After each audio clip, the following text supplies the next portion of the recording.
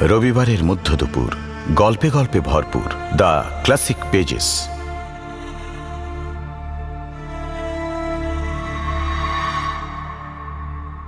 Smoking and alcohol consumption is injurious to health.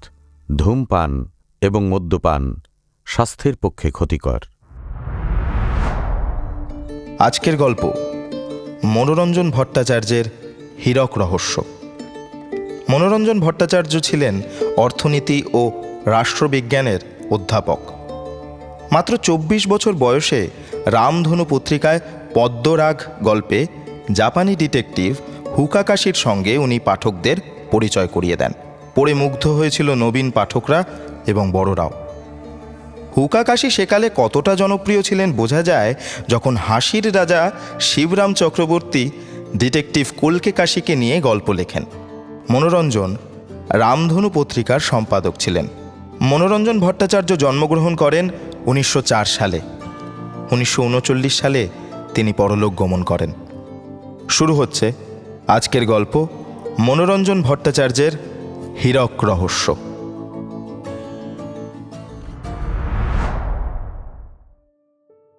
বেলা তখন আন্দাজ ১টা। খাওয়া দাওয়ার পর হুকাকাশি বাইরের ঘরে বসে খবরের কাগজ পড়ছিলেন। এমন সময় বেয়ারা অমৃত একখানা ভিজিটিং কার্ড এনে উপস্থিত করল। একবার সেদিকে তাকিয়ে তিনি দেখলেন নামটা অচেনা। সঙ্গে করে ভেতরে নিয়ে এসো বলে খবরের কাগজখানা তিনি এক পাশে সরিয়ে রাখলেন। একটু পরেই প্রৌঢ় বয়সী যে বাঙালি ভদ্রলোকটি ভিতরে ঢুকে হুকাকাশিকে অভিবাদন জানালেন, তাঁর পানে মুহূর্তকাল তাকে নির্নিমেষে তাকিয়ে থাকতে হলো। বাস্তবিকই কার্ডে লেখা নামটা আগে থেকে দেখা না থাকলে ইনি যে বাঙালি তা বুঝতে হুকাকাশির মতো লোকেরও কষ্ট হতো। প্রায় সাহেবের মতোই ধবধবে রং, পা থেকে গলা পর্যন্ত নিখুঁত সাহেবী পোশাক, চলবার এবং কথা বলবার ভঙ্গিটি পর্যন্ত সাহেবী ধরনের। ভদ্রলোকের মুখখানা কিন্তু বড়ই মলিন, চোখে দুশ্চিন্তার স্পষ্ট ছাপ রয়েছে। আগন্তুকটি প্রথম আলাপ শুরু করলেন। আমাকে আপনি চিনতে পারবেন না, কিন্তু আমাদের ফার্মটার নাম সম্ভবত আপনি শুনেছেন। কোন farm? Sen and Sarkar limited, jewellers. হ্যাঁ, এ নাম হুকাকাশি শুনেছেন বটে। সাধারণত জুয়েলার্স বা মণিকার বলতে যা বোঝায়, এরা তা থেকে একটু স্বতন্ত্র রকমের। অবশ্য হীরা জহরত এরাও বেচেন বটে, কিন্তু কারবারের প্রধান কাজ হীরা পালিশ এবং কাটাই করা। কিছুদিন এরা দমদমে ছোটোখাটো একটা কারখানা খুলেছেন, সে খবরও হুকাকাশি রাখেন। ঠিক বিলাতি কায়দা না হলেও কারখানাই বটে। আগন্তুক, তার নাম মিস্টার সেন, আবার বললেন, আমি এই কারবারের সিনিয়র পার্টনার। হল্যান্ডের আমস্টারডামে ২০ বছর হাতে কলমে কাজ শিখে এসে এখানে ব্যবসা পত্তন করেছি। কাজকর্মও চালিয়েছি ভালো, কিন্তু মিস্টার হুকাকাশি, হঠাৎ আমার এক বিপদ উপস্থিত হয়েছে। বেশ, সব কথা আমায় খুলে বলুন। বেগুনির রাজার নাম শুনেছেন বোধ করি। তিনি আমাদের একজন বাঁধা খদ্দের। দিন কতক আগে তাঁর কাছ থেকে একখানা হীরা আসে। সেখানেকে হাল ফ্যাশন অনুযায়ী কেটে পালিশ করে দিতে হবে। কালকে কারখানায় আমাতে আর আমার পার্টনার সরকারেতে এই নিয়ে কথাবার্তা হয়। হীরাখানা হাতে নিয়ে ঘুরিয়ে ঘুরিয়ে আমি বেশ করে দেখিয়ে দিই যে কিভাবে কাটলে ওখানার জৌলুস সবচাইতে বেশি খুলবার সম্ভাবনা। ঠিক হয় আমার উপদেশ মতন আমার সম্মুখে আজ ওটা কাটা হবে। কাল আমার সময় ছিল না, কাজের তাড়ায় বার হতে হয়েছিল। দিনের শেষকালে যখন কারখানা বন্ধ করা হয় তখন ওখানা ঠিক জায়গাতেই ছিল। তারপর হীরার কেস বন্ধ করে চাবি দেওয়া হলো। কিন্তু আজ কারখানায় এসে দেখতে পেলাম কেসে হীরাখানা নেই, তার খোলটা খালি পড়ে রয়েছে। অর্থাৎ রাত্রিবেলা হীরাটা চুরি হয়েছে। অথচ কিভাবে যে চুরি হলো সেটার আকাশ পাতাল ভেবেও আমরা তার কোনো কুল কিনারা পাচ্ছি না। সমস্ত কারখানাটির একটি বর্ণনা দিলেই আপনি ব্যাপারটা বুঝতে পারবেন। যে প্রকাণ্ড হলঘরটাতে আমাদের কাজ হয়, মানে হীরা থাকে, সেটা থেকে বাইরে বেরোবার একটি মাত্র দরজা।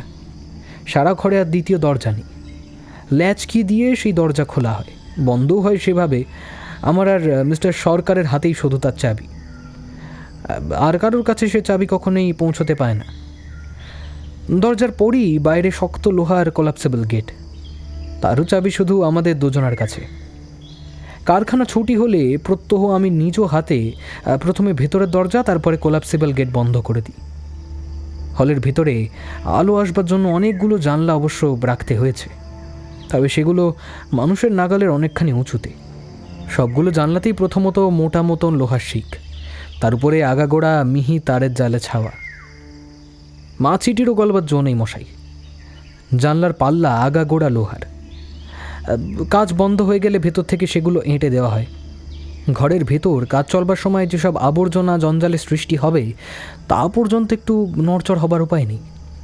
হলের সঙ্গে লাগানো চৌবাচ্চার মাপের প্রকাণ্ড উঁচু আর একটা ঘর আছে। শুধু একটা নর্দমা দিয়েই হল ঘরের সঙ্গে তার যোগাযোগ। এটাকে আমরা বলি চৌবাচ্চা ঘর। ওই নর্দমা পথে সমস্ত জঞ্জাল চৌবাচ্চা ঘরে এসে জড়ো হয়। ওই চৌবাচ্চা ঘরে ঢোকবার শুধু একটি মাত্র দরজা, চাবি থাকে কেবল আমার আর মিস্টার সরকারের কাছে। আমরা দুজন ছাড়া এ ঘরে অন্য কারোর ঢুকবার হুকুম নেই। রোজ বিকাল 5টায় কারখানা বন্ধ হলে আমি এসে জঞ্জালগুলো পরীক্ষা করে দেখে আবার বন্ধ করে চলে যাই। হল ঘরে তবুও জানলা রয়েছে, এখানে সে বালাইও নেই। থাকবার মধ্যে আছে কেবল বাতাস প্রবেশের জন্য কাছাকাছি দেওয়ালের গায়ে দুটো ছোট্ট ছোট্ট ফোকর। মোটা শিক সেখানেও এমনভাবেই বসানো যে মানুষের সাধ্য কি সেখানে কোনো রকম দন্তস্ফুট করে। মেঝের উপর থেকে চৌবাচ্চার ঘরের ছাদ ওই ধরুন 14 ফুট। 3 রাত বন্দুক কাঁধে বরকন্দাজ পাহারা দিচ্ছে। একজন চৌবাচ্চা ঘরের কাছে, একজন ঠিক তার উল্টো দিকে। একতলায় কারখানা, দোতলায় আমার কোয়ার্টার। আজ বেলা 10টায় কারখানা খোলবার সময় বরাবরের মতোই বিশেষ লক্ষ্য করে গেছি, দরজা জানলা কোথাও এতটুকু আঁচড়ের দাগ নেই। হীরার কেসগুলো দিব্যি তালাবন্ধই আছে। কাজে কীভাবে যে হীরাখানা খোয়া যেতে পারে তা বাস্তবিকই একটা প্রকাণ্ড রহস্য। আপনি হয়তো বলবেন, কাজ করবার সময় কারিগরদের ভেতরেই কেউ হয়তো এই দুষ্কর্মটি করেছে, কিন্তু আমি আপনাকে বলছি মিস্টার হুকাকাশি, তা একেবারেই অসম্ভব। অসম্ভব এই জন্য যে আমাদের ওখানকার নিয়মই হলো যে এই একবার কাজের ঘরে ঢুকলে কারখানা বন্ধ হবার আগে আর কেউ সে ঘর থেকে বাইরে আসতে পারে না। টিফিনের সময়ও জলখাবার খেতে হবে ওই ঘরের ভেতরেই। যার যা খেতে অভিরুচি বাড়ি থেকে সঙ্গে নিয়ে আসতে পারে। ঘরের এক পাশে কাঠের পার্টিশন দিয়ে জলের কল, বাথরুম সমস্তই করে রাখা হয়েছে। বাইরে আসবার কোনো দরকারই নেই। কাজের ঘন্টা বাজবার সঙ্গে সঙ্গে ঘরের একমাত্র ভিতর দরজাটা আমরা বন্ধ করে দিই, আর সেই বন্ধ দরজার এপাশে সারাক্ষণ একটা দারোয়ান মোতায়েন থাকে। মিস্টার সরকার এবং আমি ছাড়া সারাদিনের ও ঘরে আর কোনো প্রাণীর ঢোকবার উপায় নেই, হুকুমও নেই। তারপর ছুটির ঘন্টা বেজে গেলে কারিগরদের একে একে দরজার সামনে আনা হয়। তন্ন তন্ন করে তাদের দেহ তাল্লাশ করে তাদের আমি ফটকের বাইরে যেতে দিই। 20 বছর আমস্টারডামে চাকরি করে এসেছি। হীরা সরিয়ে নেওয়ার যত সম্ভব অসম্ভব ফন্দি ফিকির আছে, কোনোটাই আমার জানতে বাকি নেই। আমার চোখে ধুলো দিয়ে যে কেউ সরে যেতে পারেনি এ কথা ধ্রুব সত্য। আর তাছাড়া তার তো প্রত্যক্ষ প্রমাণই রয়েছে। দিনের শেষে কেস বন্ধ করবার সময় হীরা তো কেসেই ছিল, দেখা গেছে। এক ভৌতিক কাণ্ড ছাড়া এ রহস্যের তো আর কোনো সমাধান আমি দেখতে পাচ্ছি না। অথচ সময় মতন রাজা বাহাদুরকে তার হীরা ফিরিয়ে দিতে না পারলে আমাদের দশা কীভাবে একবার ভেবে দেখুন আপনি। ভদ্রলোক হাতের তেলোর ওপর কপালের ভর রেখে ম্রিয়মানভাবে মেঝের দিকে তাকিয়ে থাকলেন। হুকাকাশি ধীরে ধীরে এক টিপ নস্যি নিয়ে বললেন, হিরে চুরির ব্যাপারটা আজকাল কলকাতায় একটু সংক্রামক হয়ে দেখা দিয়েছে দেখতে পাচ্ছি। শুধু আপনি নন, আরও 2-1 মণিকার এই বিষয়ে আমার পরামর্শ চেয়ে পাঠিয়েছেন। আচ্ছা, আপনি এখন দমদমায় ফিরে যান, ঘণ্টাখানেক বাদেই আমি আসছি। মিস্টার সেন গিয়ে মোটরে উঠতেই হুকাকাশি টেলিফোনের রিসিভারটা তুলে নিলেন। হ্যালো, কে? রঞ্জিতবাবু, ভেরি ইন্টারেস্টিং। আর একটা হিরে চুরির কেস। হ্যাঁ, এবারে দমদমার সেন অ্যান্ড সরকার কোম্পানি থেকে। হাতে সময় আছে? একটিবার যেতে পারবেন আমার সঙ্গে ওখানে? আচ্ছা, আধ ঘন্টার মধ্যেই আসছেন? ঠিক আছে, আমি তাহলে তৈরি হয়ে থাকি। যথাসময়ে রণজিৎকে সঙ্গে করে হুকাকাশি দমদমের সেন অ্যান্ড সরকারের কারখানায় এসে উপস্থিত হলেন। মিস্টার সেন ফটকের সামনেই অপেক্ষা করছিলেন। অল্প পরে মিস্টার সরকারও এসে জুটলেন। হুকা কাশি বললেন, সময় নষ্ট না করে প্রথমেই চলুন অকুস্থলে যাওয়া যাক, মানে যেখান থেকে হিরেখানা অদৃশ্য হয়ে গেছে সেখানে। দরজা খোলা হলো। চারজনেই প্রকাণ্ড হলটার ভেতরে এসে ঢুকলেন। সে সময়টা টিফিনের। কারিগরেরা কাজকর্ম ছেড়ে ঘরের মধ্যেই যে যার টিফিন খেতে বসে গেছে। কেউ কেরিয়ারের বাটি থেকে রুটি তরকারি বের করেছে, কেউ বা গুড় দিয়ে চিড়া খাচ্ছে। খারো খারো আবার স্বাস্থ্যকর জিনিসের ওপর ততটা লক্ষ্য নেই, মুখরোচক হলেই হলো। তারা ন্যাকড়ার পুঁটুলির থেকে বের করেছে ঝুড়ি ভাজা। কেউ বা দুনিয়ার একমাত্র সার বস্তুটাই শুধু চিনেছে, অর্থাৎ সেই প্রচণ্ড গরমের মধ্যেও থার্মোফ্লাস্ক খুলে ফেলেছে কেবল বাটি বাটি চা। রণজিৎ একটু হেসে মিস্টার সেনকে লক্ষ্য করে বলল, না, আপনার কারিগরদের ভোজন বৈচিত্র্য আছে বলতেই হবে। কেউ কেউ স্বাস্থ্য সম্বন্ধে বেজায় সতর্ক, আবার কেউ কেউ সে বিষয়ে কোনো তোয়াক্কাই রাখে না। অর্থাৎ খাদ্যবিজ্ঞান সম্বন্ধে অজ্ঞ, এই তো। কিন্তু কেউ কেউ আবার বিশেষ অজ্ঞ এবং বিশেষজ্ঞ দুই। এই দেখুন, পাছে বাতাস না লেগে খাবার নষ্ট হয়ে যায় সেই ভয়ে ওই লোকটা খাবারের বাক্সে ছোট ছোট কতকগুলো ফুটো করে নিয়েছে, অথচ খাবার বেলায় খাচ্ছে তেলে ভাজা বেগুনি। এক কথায় যাকে সদ্য বিষ বললেই চলে। মুখে রসিকতা করতে থাকলেও হুকাকাশি তীক্ষ্ণ দৃষ্টিতে সমস্ত ঘরখানাই পুঙ্খানুপুঙ্খভাবে পরীক্ষা করছিলেন। গলার স্বর নামিয়ে বললেন, বাস্তবিকই আপনারা একটা অভেদ্য দুর্গই তৈরি করে রেখেছেন মিস্টার সেন। কোনো বাইরের লোকের পক্ষে এখানে ঢুকে কোনো কিছু সরিয়ে নেওয়া যেমন অসম্ভব, তেমন ভেতর থেকেও যে কোনো লোকের পক্ষে বাইরে কোনো জিনিস চালান দেওয়াও দুঃসাধ্য ব্যাপার। ওপরের ওই জানালার পাল্লাগুলো তো দেখছি খাঁটি স্টিলের। কাজ বন্ধ হয়ে গেলে নিশ্চয়ই ওগুলোকে ভেতর থেকে এঁটে দেওয়া হয়। এইগুলোই বুঝি হীরের কেস? আগে হ্যাঁ, এগুলিও খাঁটি স্টিলের তৈরি। কেসের ভেতর প্রত্যেকটি হীরার জন্য আলাদা আলাদা খোপ আছে, গায়ে নম্বর আটা। এখন কাজ চলছে তাই কেসের ডালা খোলা। মিস্টার সরকার এগুলোর কাছাকাছিই থাকেন। ছুটির সময় প্রত্যেকটি খোপে হীরা আছে কিনা দেখে নিয়ে ভালো করে বন্ধ করে চাবি এঁটে দেন। তার মানে লোহার সিন্দুকের মধ্যেই এগুলো রাখা হলো। বুঝেছি। এখন চলুন পার্টিশনটার ওধারটা একবার দেখে আসি। বাহ, এদিকেও তো দেখছি আপনাদের সতর্কতার সীমা নেই, একেবারে দুর্গ। পার্টিশনের এধারে এসে হুকাকাশি হঠাৎ জিজ্ঞাসা করে বসলেন, আপনার কারিগরেরা কি মাঝে মাঝে খিচুড়ি দিয়েও টিফিন করে নাকি মিস্টার সেন? খিচুড়ি? কই দেখিনি তো কখনো। তা খেতে পারে, আশ্চর্য কি। আমি কিন্তু রান্না করা খিচুড়ির কথা বলছি না, কাঁচা খিচুড়ি। কাঁচা খিচুড়ি? সে আবার কি? নইলে এগুলো এখানে এলো কোত্থেকে? এই দেখুন। বলে তিনি গুটি কয়েক ডাল এবং চাল মেঝে থেকে তুলে মিস্টার সেনের হাতে দিলেন। এগুলির দিকে কিন্তু আর কারোরই নজর পড়েনি। সেন এবং সরকার পরস্পরের দিকে তাকিয়ে মুখ চাওয়াচাওয়ি করতে লাগলেন। ব্যাপারটা তাদের কিছুই বোধগম্য হলো না, কিন্তু হুকাকাশির আর তখন সেদিকে ভ্রুক্ষেপ নেই। একখানা ম্যাগনিফাইং গ্লাসের সাহায্যে ততক্ষণ তিনি ঘরের মেঝে পরীক্ষা করতে বসে গেছেন। পরীক্ষা করতে করতে হঠাৎ রণজিৎকে উদ্দেশ্য করে বললেন, দেখুন তো রঞ্জিতবাবু, মেঝের ওপর ছড়ানো ওগুলো কি? এ তো দেখছি বালি। কিন্তু সাধারণ বালি নয় নিশ্চয়ই। না না না না না, হাতে করে অত জোরে রগড়াবেন না। কীরকম খড়খড়ে দেখেছেন তো, হাত ছড়ে যাবে যে। এ তো দেখছি কাঁচের গুঁড়ো। কারখানায় এই জিনিস আনলো কে? আমার এদিকটা দেখা হয়ে গেছে। আর কোনো জায়গা যদি দেখাবার মতো থাকে তো চলুন মিস্টার সেন। আর কোন জায়গা? হল থেকে বের হয়ে সকলে চৌবাচ্চা ঘরের দরজার সামনে এসে দাঁড়ালেন। মিস্টার সেন পকেট থেকে চাবি বের করে দরজাটি খুলে দিলেন। ভিতরে এত অল্প জায়গা যে চারজন লোকের স্থান সংকুলান হওয়াই শক্ত, তার উপর আলোর অভাবও যথেষ্ট। মিস্টার সেন পকেট থেকে খুব দামি একটা টর্চ বের করে এধারে ওধারে টর্চের তীব্র আলো ফেলতে লাগলেন। এক কোণে ছোট্ট সাদা মতো কি একটু জিনিস দেখা গেল।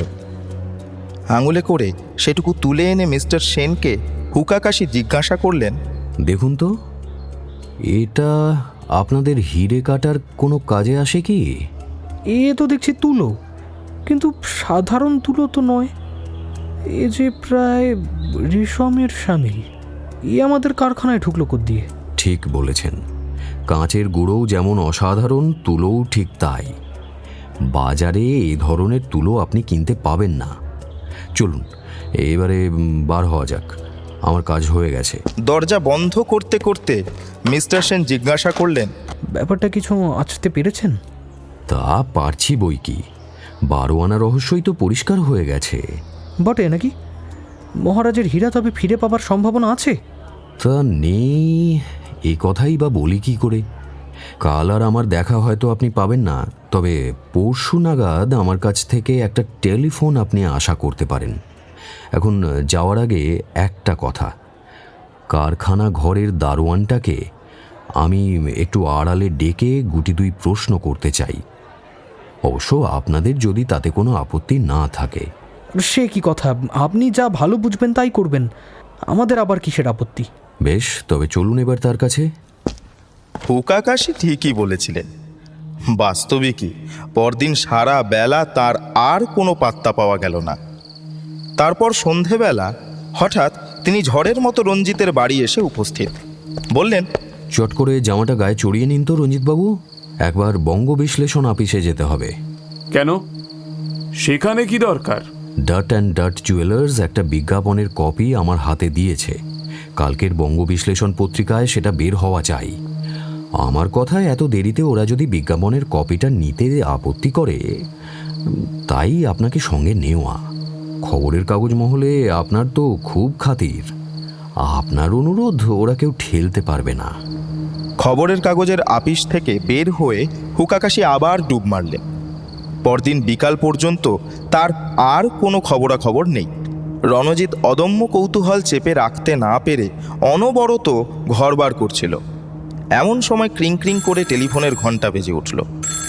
তাড়াতাড়ি উঠে গিয়ে সে রিসিভারটা কানে দিল, তারপর চোঙার কাছে মুখ লাগিয়ে বলল, হ্যালো, ওহ মিস্টার হুকাকাশি, খবর কি? আমার আর আপনার দুজনারই সন্ধ্যার পর মিস্টার সেনের ওখানে নেমন্তন্ন। তা হঠাৎ এত আনন্দ উৎসবের কারণ কি? বলেন কি, বিঘাউনি রাজের হীরার উদ্ধার এর মধ্যেই হয়ে গেছে? আপনি মানুষ নন মিস্টার হুকাকাশি, কিছুতেই মানুষ নন।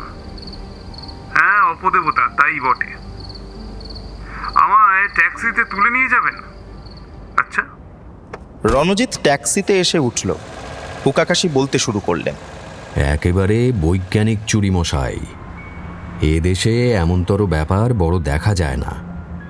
অক্ষয় নামে এক নামজাদা ঝানু জোচ্চোর সম্প্রতি জেল থেকে বেরিয়ে এক নতুন ধরনের জোচ্চুরি শুরু করেছিল। ভিন্ন ভিন্ন প্যাটার্নের অনেকগুলো নকল হিরে জোগাড় করে সেসব কোথায় পাওয়া যায় আপনি না জানলেও জোচ্চোরেরা তার খবর রাখে।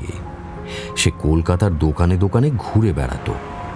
খদ্দের সেজে দোকানের কাউন্টারের ওপর হিরে পরখ করার ছুতোয় নকল হিরে বাক্সে চালান দিয়ে আসলখানা বের করে এনে বলতো, না মশাই, পছন্দ হলো না। তারপর দোকানির চোখের সামনেই খুট করে বাক্স টিপে দিয়ে চলে আসতো। চোখের সামনে হীরা বন্ধ করা হয়েছে দেখে দোকানির আর কোনো সন্দেহ হতো না। তারপর আসল ব্যাপারটি যখন খোলসা হতো, তখন খদ্দের একেবারে ভেগে পড়েছে।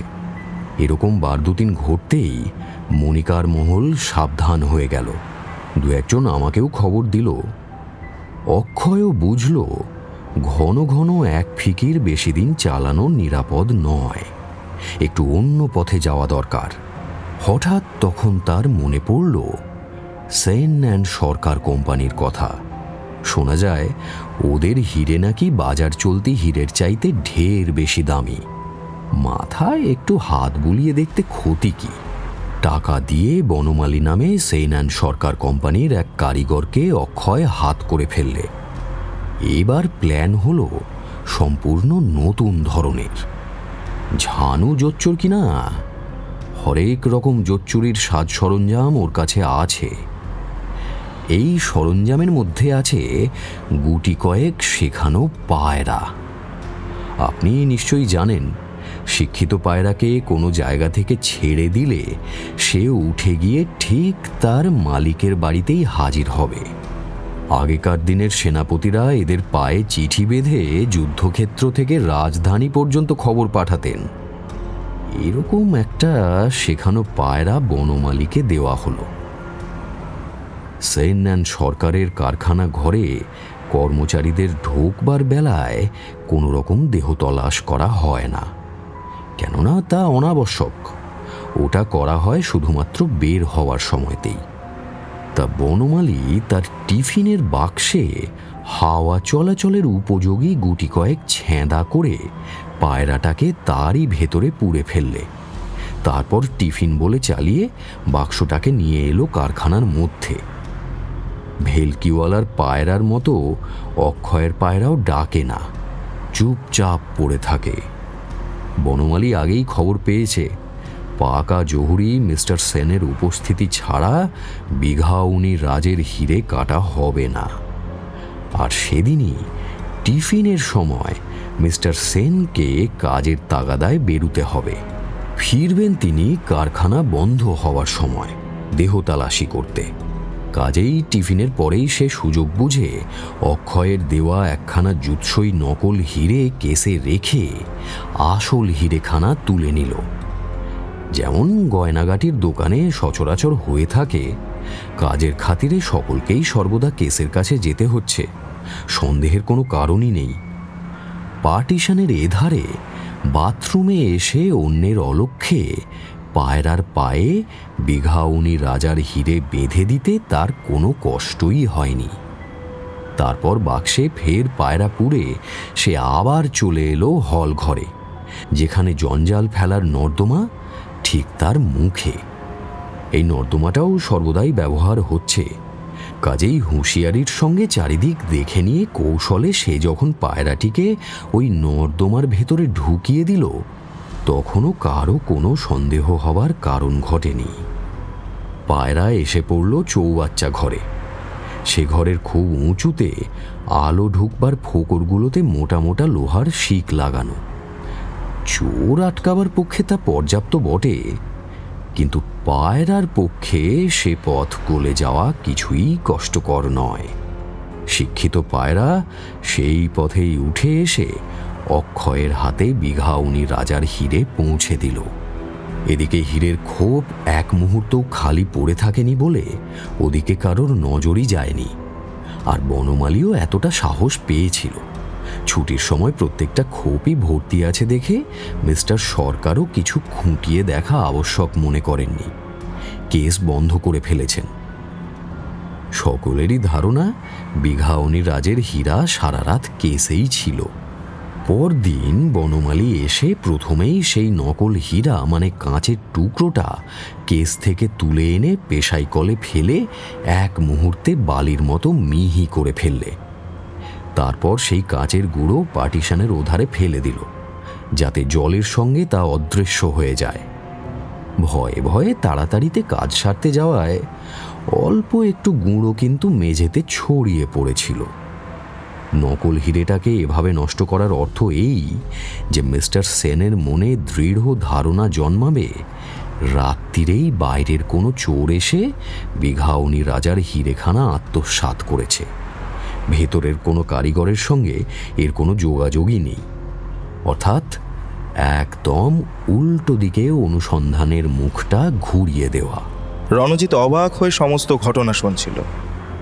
হুকাকাশির বর্ণনা শেষ হয়ে যাওয়ার পরও সে একটুকাল চুপ করে থাকল। তারপর বলল, কিন্তু এ যে আপনি কি করে বার করলেন ভেবে ভেবে কিছুই কুলকিনারা পাচ্ছি না। আচ্ছা শুনুন, তবে কুলকিনারা পাইয়ে দিচ্ছি। সেন অ্যান্ড সরকার কোম্পানির কারখানায় এসে গোড়াতেই একটা জিনিস একদম পরিষ্কার হয়ে গেল। রাত্রিযোগে বাইরের কোনো চোর ভেতরে এসে যে হিরে চুরি করেনি সেটা সুনিশ্চিত। এমন একটা সুরক্ষিত দুর্গে তাদের আশাই যে শুধু দুরূহ ব্যাপার তাই নয়, দরজা অথবা জানালা কোথাও তাদের আসবার বিন্দুমাত্র চিহ্ন পর্যন্ত নেই।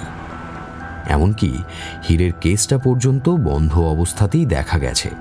কাজেই প্রথম থেকেই সে সম্ভাবনাটা একেবারে বাতিল করে বিচারের বিষয়টা সীমাবদ্ধ করে আনলাম। বাইরে থেকে কেউ যখন আসেনি তখন নিশ্চয়ই ভেতর থেকে হিরে চালান দেওয়া হয়েছে। কারখানা ঘরটাকে খুঁটিয়ে পরীক্ষা করলেও এও বেশ বোঝা যায় যে হিরে তো দূরের কথা, একটা মাছি গলানো যেতে পারে এমন ওই নর্দমাটা। শুধু ওই নর্দমার পথেই হিরে আসতে পারে হলঘর থেকে চৌবাচ্চা ঘরে। কাজেই নর্দমাটাই হবে আমার অনুসন্ধানের প্রধান লক্ষ্য। বিচারের বিষয় আরও সীমাবদ্ধ হয়ে এলো। তারপর বিবেচ্য, চৌবাচ্চা ঘরে মিস্টার সেন ছাড়া আর কারো ঢোকবার কোনো উপায় নেই। কাজেই সেখান থেকে হিরেখানাকে ফের কোথাও চালান দিতে হলে তার একমাত্র পথ প্রায় 14 ফুট উঁচুতে আলো বাতাস ঢোকবার উদ্দেশ্যে লোহার শিক দেওয়া যে দুটো ফোকর রয়েছে তারই কোনো একটা। এ অবস্থায় এক ঘর থেকে অন্য ঘরে হিরে চালান দেওয়া কোনো লোকের পক্ষে শুধু নিজের চেষ্টায় অসম্ভব। হয় তাকে কোনো যন্ত্রের সাহায্য নিতে হবে, নতুবা কোনো জীবের। এতখানি বোধসম্পন্ন যন্ত্র থাকতে পারে বলে আমি নিজে বিশ্বাস করি না। কোনো সুস্থ মস্তিষ্কের লোকই বিশ্বাস করেন বলে মনে হয় না। কাজেই সাহায্য নেওয়া হয়েছে নিশ্চয়ই কোনো জীবের। সেই জীবটা এত ছোট হওয়া চাই যে একটা নর্দমার পথ দিয়ে অনায়াসে গলে আসতে পারে। একটা টিফিন বইবার বাক্স করে অনায়াসে তাকে কারখানা ঘরে আনা চলে, কেননা ওভাবে আনা ছাড়া অন্য কোনো উপায়েই তাকে কারখানা ঘরে আনা সম্ভব নয়।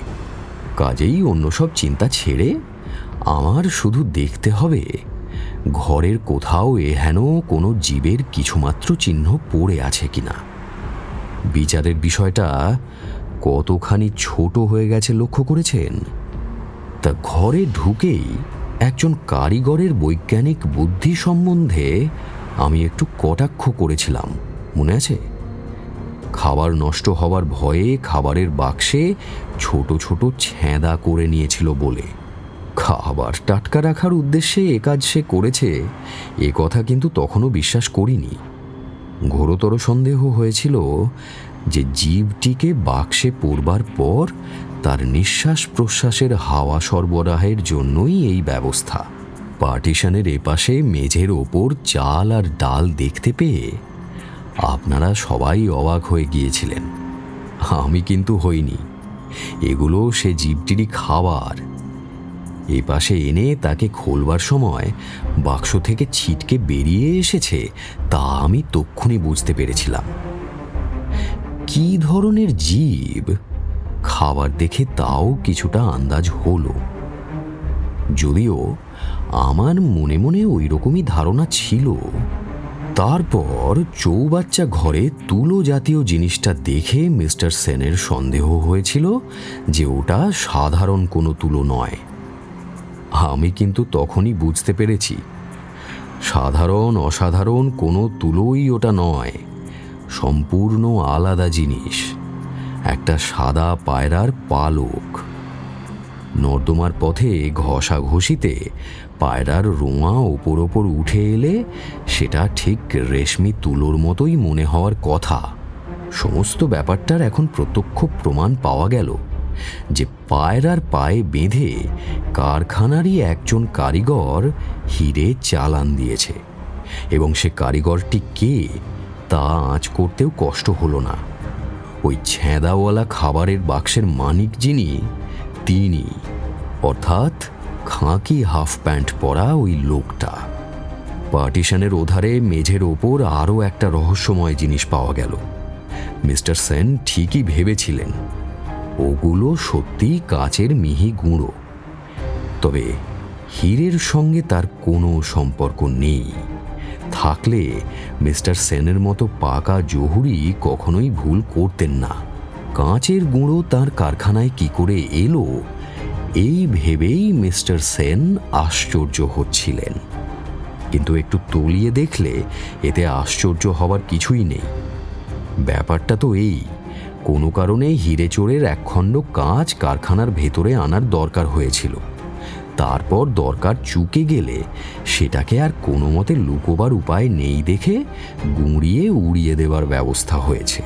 এখন প্রশ্ন হচ্ছে, কি জন্য কাঁচের টুকরোটাকে কারখানায় আনার প্রয়োজন হতে পারে? একটু বিবেচনা করে দেখলেই বুঝতে পারবেন। বিঘাউনি রাজের নম্বর আঁটা হীরের খোপটা খালি রেখে পায়রার পায়ে সেটা বাঁধার চেষ্টা করা বেশ দুঃসাহসের কাজ। কেননা তাতে তো কিছু সময় লাগবে, ধরা পড়লে তো আর রক্ষে নেই। কাজেই কারিগর স্বভাবতই চেষ্টা করবে এক টুকরো নকল হিরে সেই খোপে রেখে সবার চোখে ধুলো দিতে। পরদিন একটু সকাল সকাল এসে সেই কাঁচখানা উড়িয়ে দিলেই হলো। কারিগরের সম্বন্ধে কর্তার আর কোনো সন্দেহই থাকবে না, পুলিশ তার পেছনে লাগবে না। সুযোগ বুঝে কাঁচখানাকে পেশাই কলে চূর্ণ করতে আধ মিনিটও সময় লাগে না। এ অতি সহজেই সমাধান হতে পারে। এর পরের ঘটনা আর বেশি করে বলার দরকার নেই, সংক্ষেপে বললেই চলবে। আপনাকে বিদায় দিয়ে আমি কারখানার কাছে কোনো একটা জায়গায় অপেক্ষা করে থাকলাম। তারপর ছুটির পর বনমালী বের হতেই গোপনে তার পিছু নিলাম। দেখলাম সে এসে উপস্থিত হলো বাগবাজারের একটা বাড়ির দরজায়। বার কত কড়া নাড়তেই যে লোকটা এসে দরজা খুলে দিল তাকে দেখে আমায় দস্তুর মতো চমকে যেতে হলো। বছর কয়েক আগে এক জোট চুরির ব্যাপারে ধরতে পেরে আমি ওকে জেলে পুরেছিলাম। লোকটার নাম অক্ষয়, জোট চোরের ধাড়ি। ভাবলাম জেল থেকে বেরিয়ে ও আবার হিরে ব্যবসা ধরেছে নাকি। হালে কলকাতার মণিকার মহলে আসল হীরের জায়গায় মাঝে মাঝে যে নকল হীরে চালানো হচ্ছে সেগুলোর মূলে এই মহাত্মাটি নেই তো? একটু খোঁজ নিতে হচ্ছে। ফলে পরদিন অনেকটা সময় আমায় বাগবাজারেই কাটাতে হলো। বিশেষ লক্ষ্য করলাম অক্ষয়চন্দ্র আমাদের বঙ্গ বিশ্লেষণ কাগজের একজন নিয়মিত পাঠক। আমার মক্কেল মেসার্স ডাট অ্যান্ড ডাট জুয়েলার্সের সঙ্গে পরামর্শ করে সেদিন তাঁদেরই নামে বঙ্গ বিশ্লেষণ কাগজে একটা বিজ্ঞাপন বের করে দেওয়া গেল। কয়েকখানা হিরে তাদের ওখানে অল্প দামে বিক্রি হবে, শোকেসেই আছে, যে কোনো লোক এসে দেখে যেতে পারেন। বেশ জানতাম ভয়ের চাইতে লোভটাই অক্ষয়চন্দ্রের বেশি। বঙ্গ বিশ্লেষণের বিজ্ঞাপন পড়ার পর সে কিছুতেই স্থির থাকতে পারে না। একটা না একটা জোচ্চুরির মতলব মাথায় নিয়ে ঠিক এসে হাজির হবে। হলেও ঠিক তাই। যেমনি সে দোকানে এসে ঢুকলো আমিও অমনি ক্যাঁক করে ওকে ধরে সঙ্গে সঙ্গে পকেটে হাত ঢুকিয়ে দিলাম। বেরিয়ে এলো খানপুনেরও নানান সাইজের নানান প্যাটার্নের হিরে। এরপর আর বেশি কিছু বলার নেই, শুধু এটুকু ছাড়া যে আমার টেলিফোন পেয়ে অক্ষয়চন্দ্রেরই বিছানার তোষক কেটে মিস্টার সেন পুলিশের সাহায্যে বিঘাউনি রাজের হিরেখানা উদ্ধার করে এনেছেন। অক্ষয়চন্দ্র এবং বনমালী দুজনেই এখন হাজতে। এই যে আমরা দমদমায় মিস্টার সেনের বাড়ি এসে পড়েছি। এই পাঁজি, রোকে রোকে।